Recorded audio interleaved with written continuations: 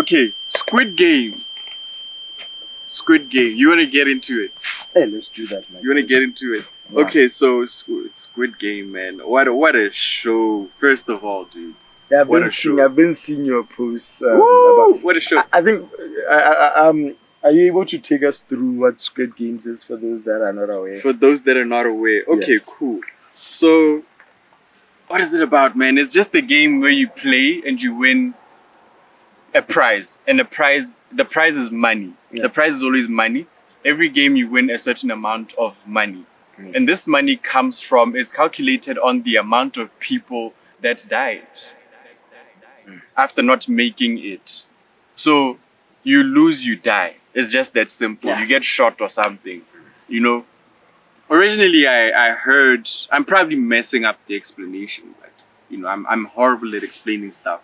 But that's the gist, I think. Yes. I first heard about it from my brother. He was watching it and he was just freaking out the whole time. Every time he's just watching, he's just like, you know, that's him. That's his face all the time. And I'm like, okay, why would I want to watch that? And my sister watched it also. And then I saw everyone on Facebook. It was just all over my timeline with the pictures and the memes and everything. Down. Yeah, that's because it's currently the most watched show. Yeah. It's broken the Netflix record. It was formerly held by Bridgerton, but now officially Squid Games holds the highest viewed show on Netflix. I actually watched Bridgerton. Did you watch Bridgerton? No, I haven't checked it out, unfortunately. Anyway. I've seen a portion. But anyway, Squid Game. Yes. Squid Game, bro. Yeah. That show is amazing. It's not Breaking Bad amazing. Okay. It's not Breaking Bad amazing, but it's really good, man. I like the way it's visceral, man. What do you mean visceral? It's visceral, like it 3 days later. It's like you're facing death yourself. Oh yeah, true. Yeah, it's True, like you're true. facing these situations yourself, and you really get into the shoes of all the performers in the game. You're like, oh Yeah. my word!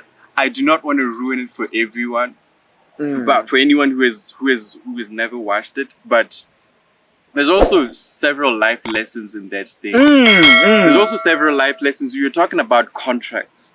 You saw how those people signed a contract. And then the first minute, they were like, no, we don't, no. They were like, the organizers of the game, whoever they are, they were like, no, but you signed. You signed. So that's the first lesson for me. That was the first lesson, like, hey man, a contract is binding. And also, quite frankly, a contract, even the contract they signed, there was clauses in it where they could get out. Oh yes. Yeah, they could always get out if they all agreed or something like that. You know, so that's the first thing, man. I mean, the second thing is like for me was, hey, life is never what it seems. Sometimes you think you're playing a game against your opponents. You think I have a Madila establishment going on. I sell Madila and you sell Madila. So I think you're my competitor, which is true. But sometimes you find that I'm also playing against an overseeing body who's organizing this whole thing and just gamifying situations to pit us against each other when it really shouldn't be like that sometimes, you know? Yeah. Like we could just go from here, run up to the finish line, and then whoever gets shot in the Squid Game, and it's all good. But they need to just pit us against each other first to spice it up. And I feel like sometimes that's also true for government, for authoritative bodies in the large establishment. You know, it's usually the thing. But what was your, first of all, what episode are you on? What episode? I didn't have enough time to watch much, but I was on episode 4. I was on episode 4. First impressions. First impressions. Oh, I thought it was a knockoff of Money Heist. You know, the guys in the red coveralls. So I'm like, is this another Money Heist or what? But when I got into it, I tried watching it the first time and then I dozed off. I know I was a bit intoxicated, so that's why. That's fine. Yeah, but well, as I started watching it, I got drawn in. Oh, sorry, that's my phone. Yeah. I thought it was on silent. I got drawn in eventually. I also got a few life lessons myself. Funny enough, the life lessons I got were just interpersonal ones for the most part. I think the most interesting one was for the lead role, the lead character. Mm. You know, this is a man who's recently been retrenched, I believe, and then now he has some debts that he's failing to occupy, and then he has a daughter. He's recently divorced. Mm-hmm. You know, he's divorced. Dude, you went deep. I don't even know all that about him. Is it? Nah, I took my time. I dozed off. Yeah, I was following him. Okay, cool. So he's divorced. He's living with his mother, and he has a daughter. The daughter is living with the mother, who's now married. So she's the daughter. The man that the baby mama is married to now has assumed the role of a father. So this little girl now has two fathers in her life. One that's doing well, that's taking care of her daily. The stepdad. The stepdad and the biological one. Now, Respect. the stepdad now is doing better than the biological dad. And now he has to move from Korea to America. That will mean that now he's going to have to take the entire family, including the lead character's daughter. Mm-hmm. And now that means she won't be able to. Eventually, she's going to forget her mother, her vernacular of Korean. Now that is visceral, dude. Now it's very emasculating as the biological dad. Now we have a scene whereby the stepdad, the biological dad, after initially opting out of the Squid Games, now is now desperate and is back in the real world. He's desperate now. He needs some money. He goes through the emasculating phase of having to come and beg for money from his baby mama. And now the baby mama now refers, and now the stepdad now comes and gives the lead character some money.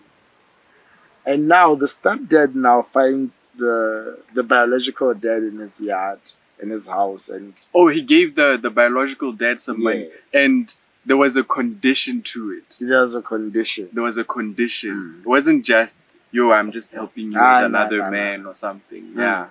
So it was very emasculating, and you know what I took from it is what happens when, you know, I think it just really shows how, as men, it's what Chris Rock once said, we're only loved based on our ability to provide something and our ability to perform and our usefulness. If you are not useful and are not able to perform, your value and usefulness in life is not going to be highly regarded. That's why I believe that... Is this specific to men? This kind of utilitarian love? Yes, I believe it is. And I think it probably contributes a lot to the lead character being divorced. Because after he got laid off and retrenched, he could no longer provide for her. That's why she had to... Women always want to level up. They want to explore their options. Even in nature, the lioness is always going to mate with the strongest lion. So the lead character was no longer the strongest lion and the strongest option. What did this lady do? She went for the next best guy, which was the stepdad. And now, unlike the lions, when they come into a new tribe, the first thing they start off is run off or kill the former lion and the young cubs. And then they mate and start off a new generation and a new pride with the lioness.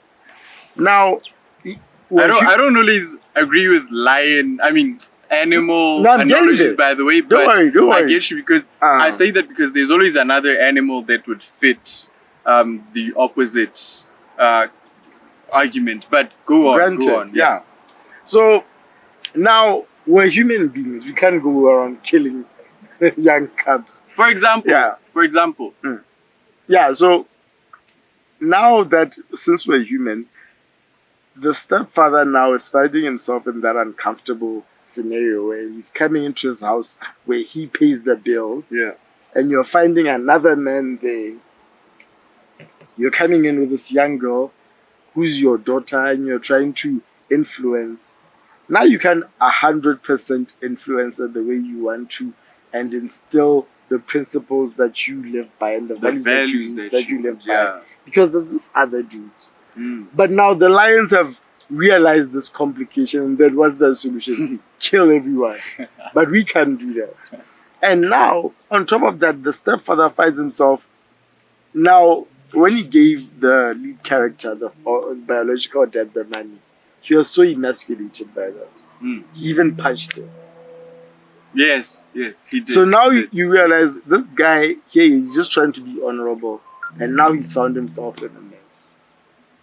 So that's what I took from it. It was a very emasculating thing for the stepdad to find himself in such a having to go back to your ex-wife to ask her for money, and now she has to ask her current husband for money, who's also taking care of your daughter. And now because you're not financially competent, another man has a bigger say in the upbringing of your own child, to the point whereby he can even move your child from Korea to To the another States. country. Yeah, man. And now because Yeah. your life is not in order, you are in such an emasculating position. And this is why I'm always probing young men that we need to get our affairs in order. I think pursuing our purpose is far more important, even more than relationships. Yeah. No I matter agree. your purpose is what is gonna keep you from hanging yourself. I know many young men who, when they get into relationships, they don't pursue their hobbies anymore. They don't exercise anymore. They're not at their peak or at their best. And then that's when they start getting dumped. And then now, which kind of makes sense because she found you a certain way. Women and relationships should be a complement to your life, not the center of it. Because if you make it the center of your life, that's how you end up hanging from a tree. Spit that game, bro. I get you, because the moment you switch up and change is the moment you start going away from your center. You're no longer the person that she started dating. Yes. You're someone else, which is fine if you're moving on up. Yeah. But if you're regressing, then what are you doing, bro? Exactly. You lost what attracted her. And you're about to say something. Yeah, no, I was about to ask that, do men that do that think that it is an optimum thing to do at the time when they're doing it? The problem now is the influence that we have in the modern day society. You get, it's in Hollywood, it's in the songs. The songs will teach you, I can't live without you. That's what the songs are preaching. But women don't want to be the center of your life. Women want a man that already has a life. Because it's when you make her the center of your life, that's when you start becoming needy and a nag. That's when you become unattractive. Got you, bro. So and while we're still on that, it leads me on to the second aspect that I noted down of how, if we don't handle our business, it puts us in very compromising positions and scenarios. Hence why you find yourself, whoever provides the money has the power and the control. Next thing, you find yourself being put in compromising positions because you are unable to manage and fetch your life well in advance. Could you ever help that though? Could you ever be in a relationship where someone doesn't have the money,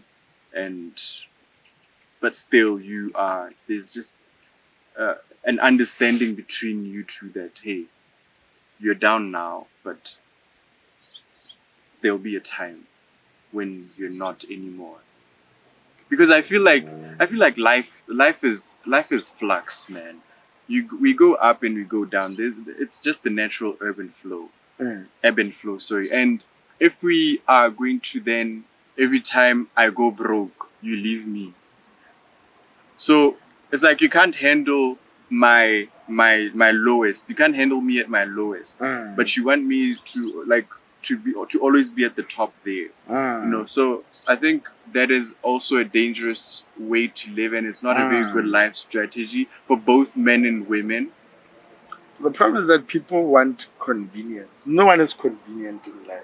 Yes. So if you're gonna live by there's no package from Amazon or from Sprint Couriers. Let's plug a loop. People need to learn commitment. Commitment has nothing to do with your feelings. Like, it's like marriage. You come home when you're in love. You come home when you're not in love. And you stay there until the love comes back. Like, woo! People, like, the thing about commitment is that if you can only love me when you like me, it's not gonna last. Because sooner or later, I'm gonna get on your last nerve. Everyone is gonna get on your last nerve. Yeah. So it's a matter of willing to stay there, like, no matter what, regardless of feelings. You can't. It's not about feelings. Yeah. You do it because you're supposed to. If you're my child and I'm your father, I can't start bragging about how I fed you or I put you through school. I'm supposed to do that. It's your responsibility as a parent. It's my responsibility. So I think that's the dynamic that sometimes we miss in modern day society. I love how in 2021 we can say the most obvious things in the world and they just sound profound. How bad That is terrible. That is terrible. We're living through some crazy times. Sometimes I watch a guy like Jordan Peterson, and he's just talking common sense, dude. And the comments are just like, Jordan is just spitting game. Wow. The fire emoji. Wow, fire emojis. Man, that's terrible. Yeah, commitment.